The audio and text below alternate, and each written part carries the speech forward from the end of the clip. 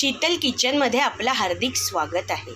आज मी तुम्हाला दाखवणार आहे, आपल्याकडे काही वेळानं पोळ्या उरतात, तर मी बटाट्याची भाजी पण केली होती छान कांदा लसूण मिरची टाकून, तर ती पण शिल्लक आहे आणि या पोळ्या पण 3 पोळ्या शिल्लक आहेत। तर मी काय करते, मस्त या पोळ्या आता मिक्सरला बारीक करून घेते आणि मग बघूया पुढे काय करायचं ते। बघा, पोळ्यांचे मी असे बारीक तुकडे केले आणि ते आता मी छान मिक्सरला बारीक फिरवून घेते। आपल्या आता पोळ्या मिक्सरला बारीक करून रेडी आहेत आणि इकडे मी काय घेतलंय, आलं लसूण आणि मिरची याची मी पेस्ट करून घेणार आहे आणि मग ती पण आपण ह्या पोळीच्या कटलेटमध्ये घालूया। तर आता ह्या पोळीचा जो कुस्कारा आपण तयार केला आहे, तर याच्यात मी घालते आहे आलं लसूण आणि मिरचीची पेस्ट, छान पेस्ट करून घेतली आहे।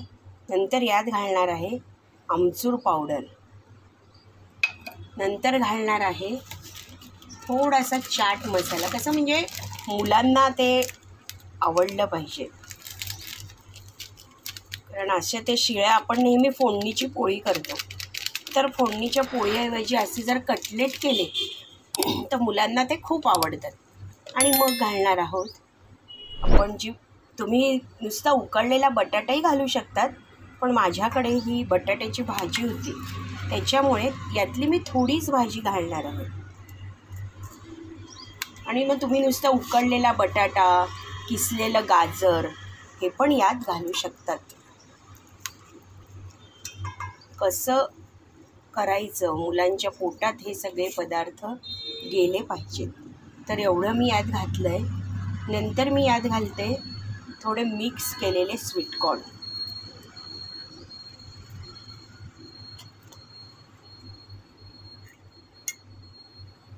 आणि आता घालते आहे धणेपूड, 2 ते 3 चमचे धणेपूड घालायचे।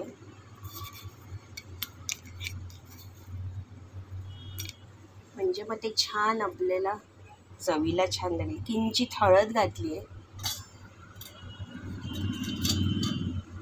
1 मोठा चमचा भरून तिखट घातलं आहे, थोडा कांदा लसूण मसाला घातला आहे कारण आपण यात मिरची घातलेली आहे, आणि थोडं बाइंडिंगसाठी आपण यात घालणार आहोत छोटे 4 चमचे तांदळाचं पीठ, म्हणजे याने जरा क्रिस्पीपणा येईल।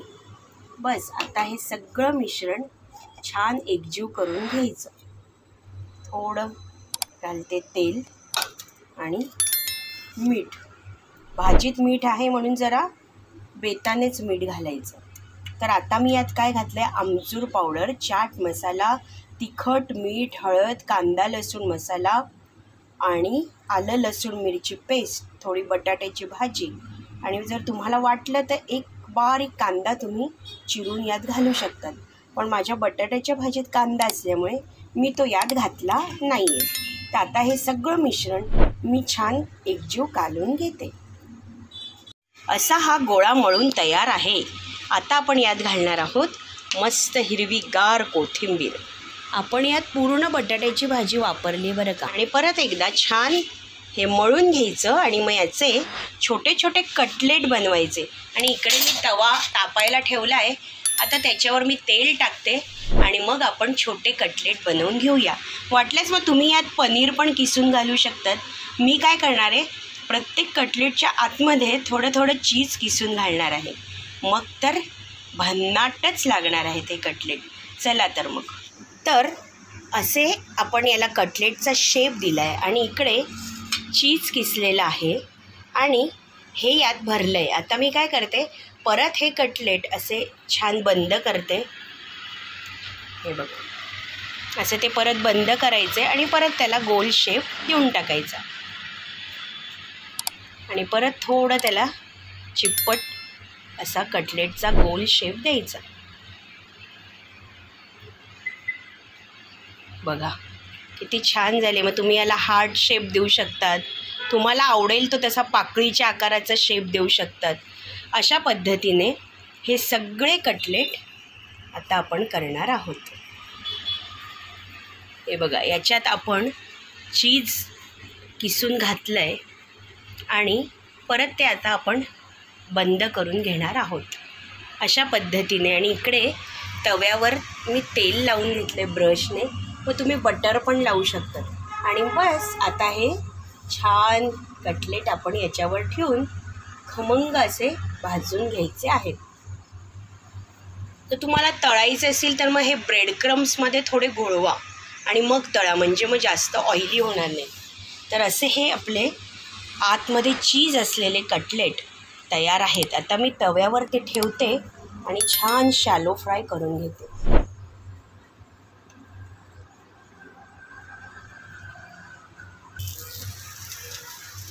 तर असे हे कटलेट आता छान फ्राय होत आहेत आणि ते मी आता उलटून घेतले आणि परत थोडं थोडं तेल आपण ह्याला दोन्ही साईडने लावूया, म्हणजे मस्त ते क्रिस्पी होतील. तर असे हे आपले आता क्रिस्पी कटलेट मस्त तयार होत आहेत. मग आपण ते टोमॅटो सॉस किंवा पुदिन्याची चटणी किंवा चिंचेची चटणी याबरोबर सुद्धा खाऊ शकतात. अशाच प्रकारे मी सगळे कटलेट बनवून घेते. बघा, दोन्ही साईडने असे छान लालसर आपण भाजून घेतलेत आणि असे हे आतमध्ये चीज असलेले क्रिस्पी कटलेट तयार आहेत. मग तुम्ही एका वेळी 2 तवे ठेवू शकतात आणि मग दोन्ही तव्यांवर पटापट आपले हे कटलेट करून मस्त आपण एका वेळी अनेक कटलेट तयार करू शकतो. तर आता आपण हे कटलेट सर्व करूया. पण दोन्ही बाजूंनी छान खमंग होऊ द्यायचं. हे बघा, वाटतायत का हे पोळे आणि आपली जी भाजी आहे त्याच्यापासून बनवले.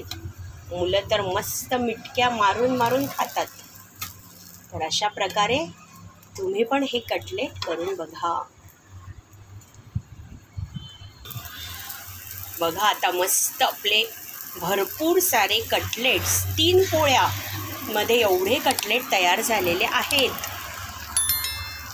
तर असे हे आपले रोटी कटलेट खाण्यासाठी मस्त तयार आहेत. त्यावर आपण चीज किसून घेतलं आहे आणि आत पण आपण चीज घातलेला आहे आणि मग त्याच्यावर घातला आहे थोडा सॉस, मेयोनीज. आणि मग आता आपण ह्या कटलेटचा आस्वाद घ्यायचा आहे.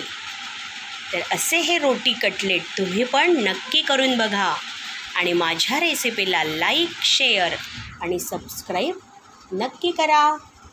बाय मंडळी, बाय. तर असे हे रोटी कटलेट आता आपले तयार आहेत. मस्त आपण याच्यावर चीज किसलं आहे, थोडं मेयोनीज वरून घातलं आहे, थोडा सॉस घातला आहे आणि असे हे रोटी कटलेट खाण्यासाठी तयार आहेत. तर असे हे रोटी कटलेट खाण्यासाठी तयार आहेत. मुलं अगदी मिटक्या मारून हे कटलेट खातील. आणि बरोबर घेतला आहे थोडा सॉस आणि याच्यावरूनही थोडं चीज किसलं आहे, मेयोनीज घातलं आहे, थोडा सॉस घातला आहे. चला तर मग तुम्ही पण अशा ह्या आपल्याकडे असलेल्या पोळ्यांचे कटलेट करू. कारण आपण जे अन्न खातो ते वाया घालवायचं नाही. मग ते कुठल्या ना कुठल्या स्वरूपात छान असे त्याचे पदार्थ बनवून आपण ते खायचे आणि अन्न वाया घालवायचं नाही. चला तर मग माझ्या या रेसिपीला लाईक, शेअर आणि सबस्क्राईब नक्की करा. बाय मंडळी, बाय.